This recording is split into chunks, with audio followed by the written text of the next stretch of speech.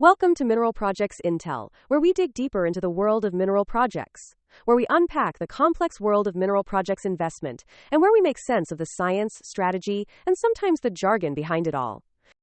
If you've been wondering about some risks in mining investment and the future of mineral investments, you're in the right place. Most people think mines fail because the ore runs out, the metal price collapses, or the company runs out of money. But some mines are doomed by something far more subtle, a fault. Not just any fault, but one that quietly undermines geology, mining, safety, economics, and confidence all at once. Today we're going to look at how a single geological fault can kill a mine, even when the ore body is real, the grades are good, and the metal is there. Faults are fractures in the earth where rock has moved. In mining, they are everywhere. Some are harmless, some are helpful, and some are catastrophic. Problem is that faults don't just move rock, they move ore, water, stress, and risk. One of the most common ways a fault dooms a mine is through unexpected displacement, when the fault, quite literally, moves the ore body out of reach. Take underground gold or base metal mines where the ore body is narrow and continuous. A fault with just 20 or 30 meters of displacement can completely offset the ore. If that fault was poorly understood or misinterpreted, development headings suddenly drive into waste. Before heavy importance was placed on structural interpretation of ore blocks, this happened repeatedly in early Witwatersrand gold mining.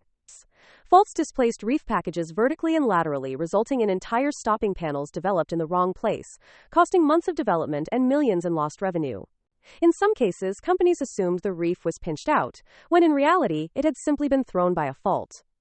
The geology was right, the interpretation was wrong.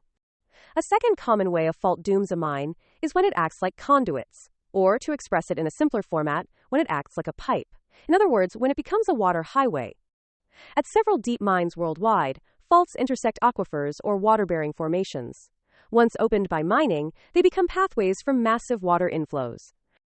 A famous example is the Blijvooruyt gold mine in South Africa. Fault-controlled water ingress played a major role in the mine's closure. Pumping costs skyrocketed, infrastructure was damaged, and the mine became uneconomic long before the gold ran out.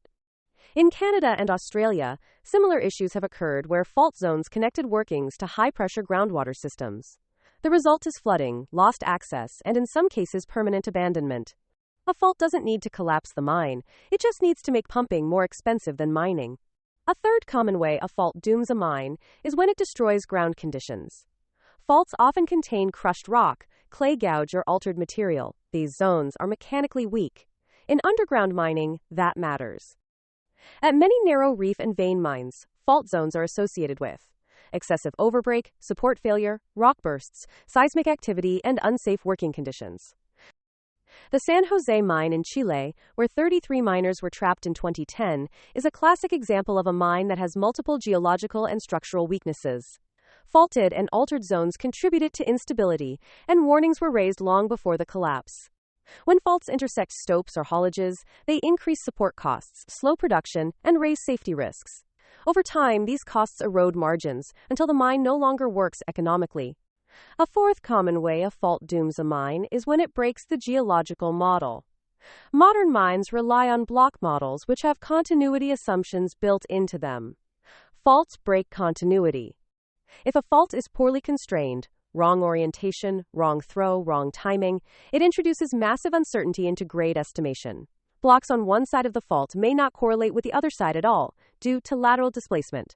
This happened in several structurally complex base metal deposits, where ore chutes were assumed to continue across faults but actually terminated or changed orientation. The result? Overestimated resources, optimistic mine plans, and painful write-downs later. Again, the metal existed, but not where the model said it was. A fifth common way a fault dooms a mine is when it triggers seismicity.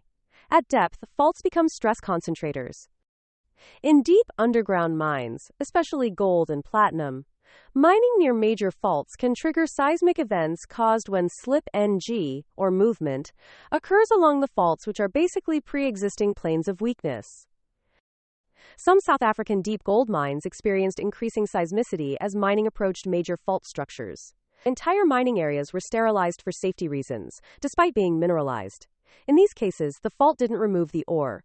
It simply made it too dangerous to extract. The common thread that we see in all the ways faults can doom a mine is that in every one of these cases, the mine didn't fail because the geology was bad. But it failed because either the fault or faults were misunderstood, underestimated, or treated as a minor feature. Faults are not just lines on a plan. They are three-dimensional systems that control displacement, fluids, stress, and most importantly, risk. For geologists, faults demand respect. They must be mapped underground, constrained with drilling, and modeled properly in 3Ds. Structural geology is not optional at all, in fact. Structural geology is foundational. For miners, faults are not lines on a map. They are where the ground becomes unpredictable, dangerous, and sometimes deadly. For investors, faults are invisible risks. Drill intercepts don't show them clearly. Press releases don't talk about them, but they often explain why a mine underperforms, floods, collapses, or quietly closes. You can have great grades, strong metal prices, and experienced management, and still lose the mine to a fault. One closing thought I had to include for you in this video is this. The mineral resource makes a mine possible. Engineering makes it work, but geology decides whether it survives. And sometimes, all it takes is one fault. If you found this interesting, like, subscribe, and share for more mining insights. Because in the world of mineral projects, knowledge isn't just power, it's value. Thanks for watching.